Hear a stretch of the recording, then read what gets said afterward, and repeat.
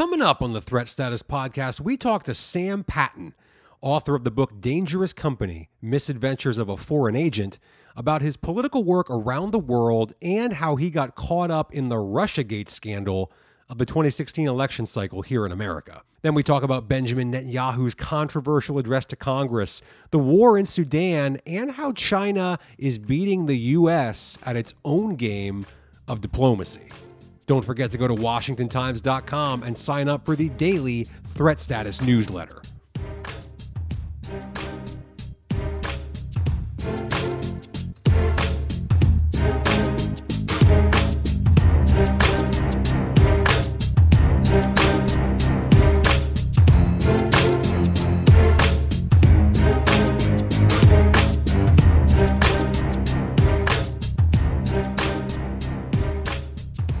Hello and welcome to the Threat Status Podcast. I am your host, Ben Wolfgang, national security correspondent at the Washington Times, and I am joined, as always, by my esteemed co-host, Guy Taylor, the national security editor here at the Times. Really fascinating episode this week and a great interview with Sam Patten coming up later in the show. But Guy, before we get to that, first things first, as always, what's on your radar this week? Thanks, Ben. It's great to be here for another week. One development that might seem far-flung but caught my eye has to do with the horrific civil war in Sudan, in the northeast of Africa, an area where proxy wars and great power competition between the U.S., China, Russia, and other middle powers like India is rampant and barely reported on. Why do we care? A few reasons. Over the past year and a half, Ben, the civil war in Sudan has displaced roughly 10 million people and pushed millions to the brink of starvation. And then there's the oil. A slew of U.S. allies and adversaries are up to their necks in Sudan's deep oil market. The Earth Journalism Network reported in 2019 that China, Malaysia, and India control the vast majority of the oil. The Observatory of Economic Complexity put out numbers in 2022 showing that Italy, Malaysia, China, Singapore, and the Netherlands were the biggest buyers that year. The U.S., meanwhile, has been scrambling behind the scenes with Mideast partners, namely Saudi Arabia, to try and end the war in Sudan. Sudan's main rebel paramilitary leader, Mohammed Hamdan Dagalo, whose forces are at war with the Sudanese military, announced that he will participate in ceasefire talks that the Saudis and Washington are brokering to take place in mid-August in Switzerland. It's something to watch at a moment when China, the ruling Communist Party in Beijing, claims to have the diplomatic high ground in the region. The next thing, Ben, was Israeli Prime Minister Benjamin Netanyahu's visit to Washington. This was a politically divisive visit. We tried in Threat Status to focus on facts. Netanyahu gave an address to Congress at the U.S. Capitol in which he vowed to press ahead with Israel's war against Hamas until Hamas surrenders and frees scores of Israeli and foreign hostages. He also urged U.S. lawmakers to send more military aid to Israel. This is a contentious issue because many, mainly on the U.S. left, want that money withheld on grounds the Israeli military campaign has killed too many Palestinian civilians, including children. Netanyahu made no mention of any ceasefire in his speech to Congress. That's interesting, given that CIA Director William Burns and others have been running around the Mideast for months trying to put a ceasefire in place in Gaza. Finally, scores of demonstrators appeared on the streets in Washington to protest Israel's war in Gaza as Mr. Netanyahu was addressing Congress. Some of the protesters clashed with police and were pepper sprayed. The protesters stripped down the large American flag outside Union Station a few blocks from the U.S. Capitol and burned it. One protester spray painted, quote, "Hamas is coming," end quote, on a monument outside Union Station. During his speech, Netanyahu cited U.S. intelligence reporting that Iran, a primary backer of Hamas, has helped finance anti-Israel protests inside the United States. It was a volatile situation near the Capitol, Ben, and it may be a harbinger of what's to come at the Democratic National Convention in a few weeks. Yeah, it's something we're going to keep an eye on because you're right. I think the scene there could get pretty ugly. the Democratic National Convention. Guy, last week we talked to Major General Pat Ryder, the press secretary at the Pentagon, and we asked him about Chinese-Russian military cooperation. And he said that while it's a concern, those two countries don't have anywhere close to the level of military interoperability that the U.S. has with its NATO allies and even coalition partners in the Middle East and Africa. But there are still some worrying signs, and we got another one this week. Our colleague Bill Gertz reported that Russian and Chinese nuclear-capable bombers entered U.S. air defense identification zones near Alaska on Wednesday. NORAD scrambled jets to intercept them. Both of these, two Russian bombers, two Chinese bombers flying together, are missile launching strategic bombers. So the military end of this is worth keeping an eye on. General C.Q. Brown, the chairman of the Joint Chiefs of Staff, said this week that the U.S. would defeat China, communist China, in a war over Taiwan. So from that side of the military equation, it seems the U.S. military leaders think we're on pretty solid footing. I think there are worrying signs now, Guy, that we're falling behind on the diplomatic side of the ledger. There have been a couple of high-profile examples, all of which we've highlighted in the Threat Status newsletter this week. The first is that the foreign minister of Ukraine met with Chinese diplomats in Beijing this week and said that he's seeking, quote, common ground, unquote, with China in ending the Ukraine-Russia war. China, of course, has put out its own Ukraine-Russia peace plan, and while it's a little bit short on details, it's nonetheless important, and it certainly underscores that China wants to be a major diplomatic player, and in some ways it already is. Last year, China brokered a major diplomatic deal between Iran and Saudi Arabia. And in recent days, China hosted officials from Hamas, the Gaza-based Palestinian militant group the guy was just mentioning, and the Fatah Party, a more moderate Palestinian outfit that controls the West Bank and could end up having some governing role in post-war Gaza. This, of course, happened just before Benjamin Netanyahu came to Washington to address the joint session of Congress, and that timing is probably no coincidence. So the two sides, Hamas and Fatah, signed a declaration vowing to form a unity government to govern the occupied West Bank and the Gaza Strip. It remains to be seen whether this actually amounts to much. I mean, Guy, these two sides have signed agreements before that didn't really lead to actual governing partnerships or anything like that. So, I mean, what do you make of this, especially with this whole, the Hamas is coming that you just mentioned? Where do you think any of this is going right now? The Hamas-Fatah development is interesting, Ben. I don't know where it's going, but I do know that discussion among Palestinian intellectuals about Hamas's political future has been heating up for months. Most notably, Salam Fayyad, the former prime minister of the Palestinian Authority government in the West Bank, has argued that the world must come to grips with the reality that Hamas is not going away. I actually heard Salam Fayyad make that argument publicly at the recent Aspen Security Forum in Colorado. He also wrote it in a commentary for Foreign Affairs magazine. He wrote that Hamas will have more credibility within Gaza and the West Bank once Israel's campaign is finally done, and that the Palestinian national movement must unite under the auspices of the Palestinian Liberation Organization. And in order for that to happen, the PLO must admit Hamas to its membership. This is what Salam Fayyad wrote. I don't know how many Palestinians listen to him, but I know that many Western policymakers and intellectuals do. Well, I mean, look, the fact that these Hamas-Fatah talks happened in China, that's a diplomatic win either way for China. And as China racks up seemingly, diplomatic win after diplomatic win, it's pulling ahead on the scoreboard, at least according to some. The Australia-based Lowy Institute earlier this year, Guy, put out a major study on the diplomatic reach, the diplomatic power, if you will, of nations around the world. And China's now number one. The study said that it has the most expansive diplomatic network in the world. The U.S. is close. That's mind-blowing, Ben. We're talking about the dime, the diplomatic, informational, military, and economic spheres of or instruments of power, and that China is according to the Australians beating the United States. And it's fascinating when you look at and the study. I'd encourage everyone to read it. I can link to it in the description below. But they break down the number of consulates, the number of diplomats, the raw numbers. For example, they said that the Chinese have 60 diplomatic posts in Africa versus 56 for the U.S. They've got more in East Asia, more in the Pacific Islands, more in Central Asia as well. So this is a big deal. And I think you're right, because the ramifications of this, Guy, aren't necessarily all felt right away. These diplomatic networks and the power and influence they can ultimately provide, they materialize over periods of years and even decades. So America's got a problem here.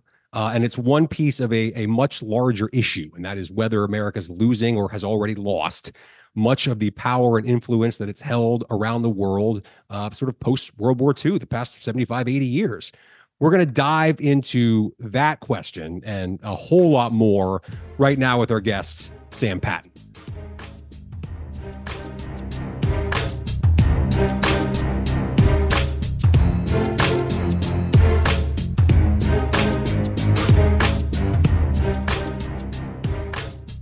Sam, you've had a whirlwind career working in hotspots around the world as what I would describe as a democracy promoter and a political consultant, a behind-the-scenes independent operator working on contract. You once ran a war room for Sunni sheikhs in Iraq, trying to help them get the word out about fighting the rise of ISIS. You headed the International Republican Institute, IRI, office in Moscow shortly after Vladimir Putin's rise to power and crackdown on such civil society operations in Russia. You were active working in Kiev and trying to promote democracy in Ukraine long before Russia's war there. You got caught up in the U.S. federal law enforcement probes into former President Trump. Let's call it Russiagate. At one point, you were sentenced to 3 years probation because of foreign asset registration mistake. All of it is told in mind-blowing and really harrowing detail in your book, Dangerous Company, which I would encourage any of our listeners to read. It's one of the most fun, insider, just worldly books from somebody of our generation. To start off, thank you for joining us. And why is the book called Dangerous Company? Well, Guy, thank you for having me.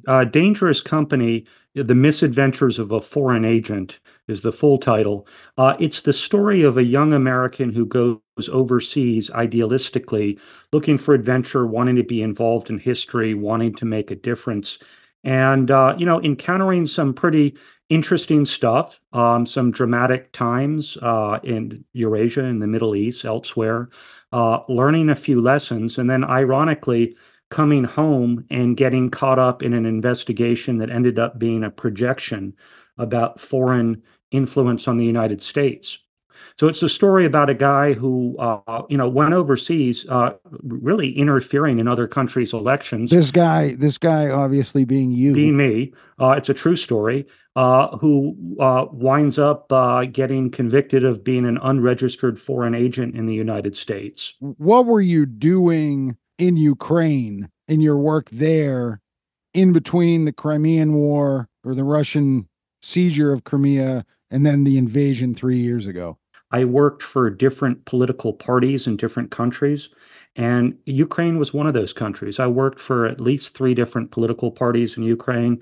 I worked for the current mayor of Kiev on his reelection. I worked for Viktor Yushchenko, the president who was poisoned by Russians during the Orange Revolution.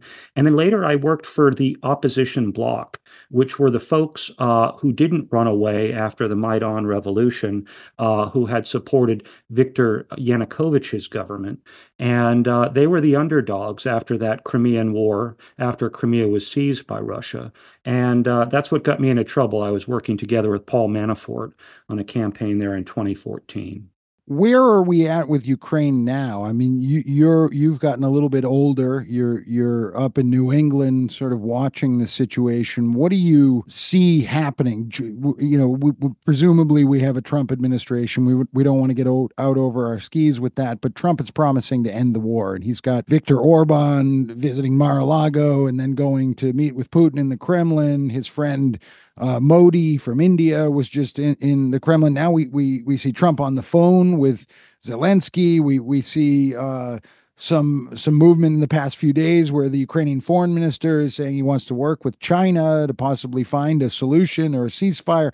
Where do you see this playing out, and how would it be different given the explosiveness of the Ukraine issue? We remember that Donald Trump was impeached for essentially threatening or withholding aid from Ukraine because unless Zelensky would dig up dirt on his political opponent at the time, Joe Biden. Where do you see it going from here? Well, I mean, remember in that one debate between Trump and Biden a few weeks back, former President Trump claimed that the war never would have happened if he continued to be president. And I mean that's an interesting point. This was a war that had been threatened for a long time. It really started in 2014. I strongly support Ukraine's right to sovereignty, as I think a lot of Americans do.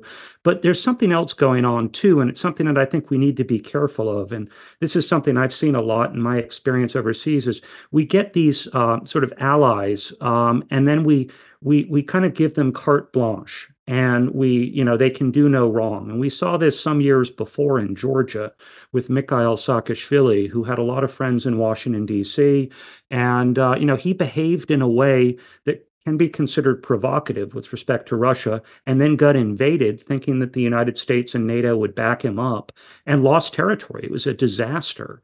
And that's a situation that we don't want to see played out, where are seen as encouraging people in other countries and then not following up. And that's something that I worry about a little bit with Ukraine. Strongly supporting Ukraine's right to defend itself and push back Russian aggression. We also have to consider the fact that Mr. Zelensky's mandate as president has expired. I mean, he's no longer a democratically elected president. We talked to the head of the anti-corruption committee in Ukrainian parliament, and we raised this question. She brushed it off, but it is something that it's almost taboo to even bring it up in the mainstream American media, but that's where we are. Do you think that Trump can actually end the war between his election and inauguration, assuming that he is elected? Well, it starts with having an honest conversation about what's happening. And I think that Mr. Trump was a little bit ambitious in saying that he would end the war before the time he comes in to be president. I think that's a very, very tall order. But I think it is possible to end the war. The question is, everyone's going to have to give something up. And Zelensky's in a difficult position right now, because if he gives up territory, he's going to anger people to the right of him, particularly war veterans. And, this war has been going on for 10 years. So politically, he's got a big issue if he gives up territory. But on the other hand, he came into office as president wanting to negotiate. And, the Simon Schuster book lays this out quite well. As, when he was inaugurated as president, his first desire was to end the war then. So ending the war is in everybody's interest. I do think that Trump can end the war. I don't know that he can do it by the inauguration, but we have to be realistic about our expectations. And, we also have to be honest with our friends about how far we're going to support them. As our former friends in Afghanistan and Kurdistan know, there are limits to our support. Sam, it's Ben Wolfgang. Thanks so much for being here in the show. It's a pleasure to have you here.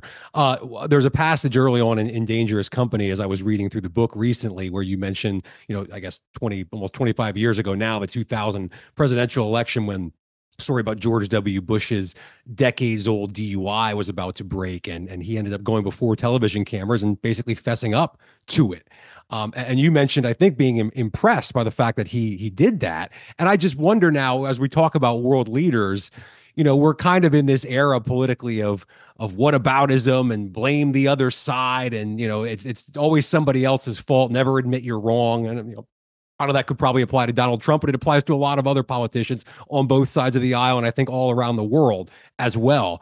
Have we sort of lost maybe some of what we had even just 25 years ago, where leaders, officials, candidates were willing, if they screwed up, to get in front of a camera and take responsibility for it? Well, I was a young political hand on Bush's first election in 2000 here in Maine, and that DWI was sprung on us at the last minute on the Thursday before the Tuesday of the election, and it was sort of a final dirty trick, the last thing that the opponents had up their sleeve.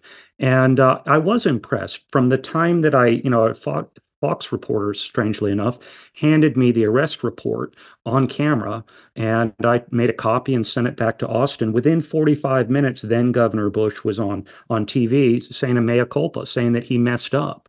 And the reason he hadn't said anything about it is he didn't want his children to think it was okay to drink and drive. And that was the issue, it was a drunk driving going back to 1976. I think, that came after 8 years of the Clinton administration, where there was all sorts of obfuscation and half-truths and dancing around down words and the meaning of sex and, that woman and so forth and so on. So even then, it was pretty refreshing. But I think you have a point, Ben. I mean, Bush was a kind of an aberration. I don't think we have a lot of people on the political landscape today who speak that frankly and feel that they can afford to speak that frankly. It's kind of a throwback. It would be nice. I think there's a hunger for it. I think whenever something comes close, voters get very excited. And we saw that with the McCain campaign, straight talk and so forth. But there doesn't seem to be anything out there on the horizon that sounds like that today. We hear a great deal about foreign election interference. We report on it very closely at Threat Status in the Washington Times. You were caught up in the middle of Russiagate in 2016. As you watch the current U.S. presidential election playing out, what can you tell us about fact versus fiction with regard to Russian and perhaps Chinese meddling in this election? And also the two-way dynamic here. After all, you spent a good part of your career monkeying around in other countries' elections, only to then be strung up in an investigation about allegations of Russian interference in the 2016 U.S. election. Well, I've got to be honest. I mean, I am a little bit bitter about the Russiagate because I do feel that the claims of Russian interference were overblown.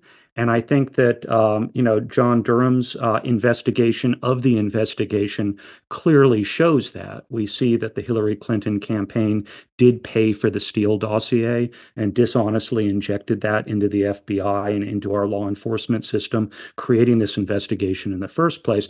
I don't want to say there was no monkeying around. I mean, there was. I mean, the investigation showed that the Russians, and particularly, the late oligarch known as Putin's chef, had been, paying to mess around on Facebook and had been making some political ads. But these weren't huge numbers. There are a few $100,000 here and there in states like California and New York that were pretty solidly blue anyway. So I don't think that there was any real impact in that. And as somebody who ran the International Republican Institute's office in Moscow for 3 years, where I actively tried to help opposition parties, give Putin a hard time, I found it hard to get too wound up about what I saw really happening. I think there was a lot more exaggeration with respect to the Russia side. That said, I think, there is credible intelligence about efforts by the Chinese and the Iranians and other bad actors to sow confusion. And I think ultimately that's what Putin probably wanted too. I mean, they want to discredit democracy. And, they enjoy seeing the United States confused. I mean, look at what happened during the Iowa caucuses in 2020. They must have loved that because they want to show that democracy doesn't work and authoritarianism is a better solution. Now, so while Russiagate was largely concocted and kind of blown up, I do think there are threats. However, if we're honest about the way in which and transparent about the way in which we conduct our elections, those shouldn't be very serious threats. They should be, easily confronted and easily debunked. Sam, I want to jump again here, and really, this is where I think that listeners should go get Sam Patten's In Dangerous Company, because everything we're touching on here gets really dug into and in a very sometimes hilarious way explained in the book. You spent a lot of time in the Middle East after 9/11, Sam. Did you anticipate things would turn out the way that they have, that Iran would be so powerful in the wake of the U.S. invasion of Iraq, the Syrian civil war, the rise and fall of ISIS, and now, of course, we just had Netanyahu in Washington. We've got this Israel-Hamas war. Did you anticipate that things would be as messy as they are after the sort of neocon push of the George W. Bush administration to invade Iraq after 9/11? Well, I think the great tragedy in the aftermath of the Iraq War is that we helped the Iraqis liberate themselves from Saddam Hussein, only to essentially turn the country over to Iran. and to help Iran's rise in the region. Yeah, I am disappointed to see the rise of Iran in the region. I think that all of the bad things that we've seen, certainly in the last year. I mean, let's not forget that October 7th basically happened in order to distract from an Israeli-Saudi peace agreement, which was imminent. It was a follow-on to the Abrahamic Accords, and that was something that was a very positive direction that the Iranians literally disrupted. So the rise of Iran in the region has been a huge concern. The way in which we have been naive, to put it nicely, in terms of how we have dealt with Tehran in the past, in recent years, in the last 10 years or so, is a real concern. And I think that's something that we need to wake up to if we're going to secure our own national interests and those in the region. Sam, to close this out here, I want to broaden this out. You've lived and worked all over the world, so I think you're in a uniquely qualified, position here to maybe answer this. And that's, what is America's role, reputation abroad right now, generally speaking? Guy and I hear a lot from current and former officials in the intel and defense communities about, are we living in an age of lost American deterrence, where we're not able to have the impact on events to necessarily dissuade adversaries like a Russia from invading Ukraine the way that maybe we used to be able to? I just wonder, do you feel that? Are we in or entering an era where, American dominance and influence, as we've kind of grown used to over the past several decades post fall of the Soviet Union, is changing or perhaps slipping away from us a little bit? I'm afraid so. And, the trajectory of my book kind of covers this, because I went overseas in an era where American dominance was considered a fact, that we were the gold standard of democracy and the sort of state that other countries wanted to emulate, and that we had something to offer that other people really wanted. And I don't know that that's necessarily the case anymore. When other countries look at our system and the state of play in our system, is that really what they want to emulate in their own countries? As an international political consultant, I've seen my competitors no longer, were other Americans. They were from Israel, from Brazil, from Russia, from other countries. The Chinese are now active around the world with the Confucius Institute, spreading their version of governance. So there's a new kind of competition out there, and we're not necessarily the dominant players on the block anymore. For a lot of Americans, that might not be bad news, because this country has not always, been 100% in favor of being the world's policeman. I understand that. But we also have credibility issues. And we've got a lot of work, I think, to do to fix some of those credibility issues, following the way in which we left Afghanistan, following the way in which we didn't support the Kurds in their very honorable desire for independence. We don't have a proud history when it comes to supporting our friends. And I think that we've got some catch up that we have to do, not to be the dominant player in the world, but to be a more credible and a stronger force for good in the world. Sam Patten, author of Dangerous Company, The Misadventures of a Foreign Agent. Thank you so much for joining the Threat Status Podcast. Thanks, Sam. Thank you both for having me. It's been a pleasure.